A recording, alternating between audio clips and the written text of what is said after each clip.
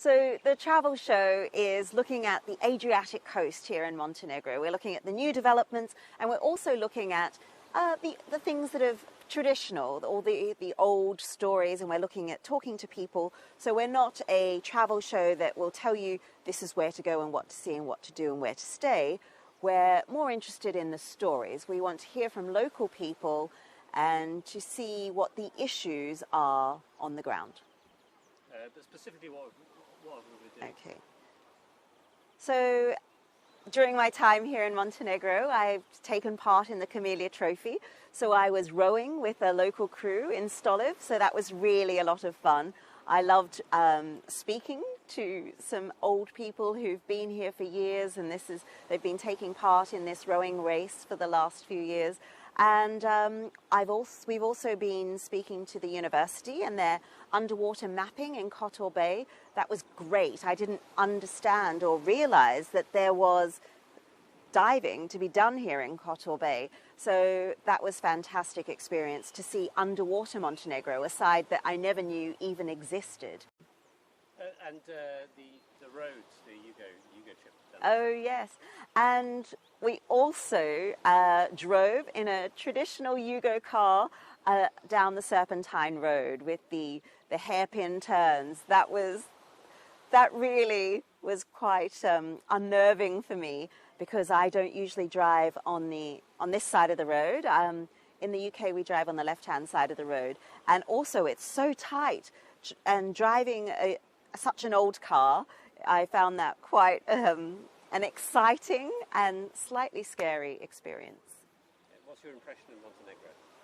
So I really enjoyed my time here in Montenegro. The weather has been beautiful. The beaches are stunning. We've had a great time, and it's been quite fun to get around. I've seen a different side of Montenegro that I didn't know existed. I didn't know you could go underwater. It was interesting to see the changes that have happened since the last time I was here. Yeah, we've had a great time. We've met some wonderful people. What impressed you the most? What did impress me the most? Okay. Yeah, I think for me the highlight was diving in Kotor Bay. This really blew my mind. I didn't know this was a thing here. It's not been advertised as far as I've seen. I've not seen anything like this on social media. You know, when you think of Montenegro, you think of Sveti Stefan, don't you? Whereas I found this so fascinating to be able to go underwater and to see under Kotor Bay. You know, such an iconic place in Montenegro, and to be able to go underneath and see something that not many people get to see firsthand, I thought was a wonderful experience. Which was what were we looking at underneath at the bottom? Okay, so under Kotor Bay we were looking at shipwrecks. We saw the old Yugoslav patrol boat. That was fascinating. We saw some old Roman roof tiles. I hear there's a Venetian merchant ship there as well. So I loved that experience. This was my first ever wreck dive, so that was really fun. And what was it like? You did the ladder as well. Oh yeah. Oh yeah, that's a good point. Yeah. Ladder. Okay.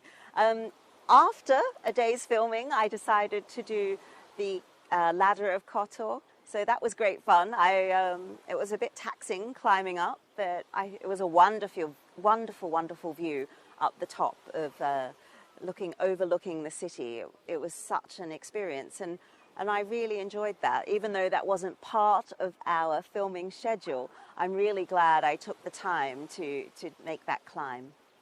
And what was your experience with the people here like?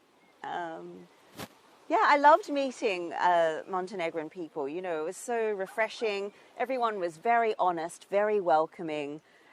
We've had a great time. You know, I've met people of all ages. We met some old people who were rowing boats. We've met young people driving cars. We've met lots of different tourists and travellers as well. So it's been a great experience. I suppose the common thread that links them all is the fact that they're all very driven to protect their heritage, aren't they? Yeah, that's true. Just touch on that. That's true. So let's just say the last one again. Okay. What was your experience with people like? I really loved meeting local Montenegrin people. You know, we met people of all ages. I met old people who were driving boats. We met younger people who were driving cars and working in the tourism industry. But I think the one common theme was that a lot of Montenegrins are very proud and they really want to protect the culture and the heritage here.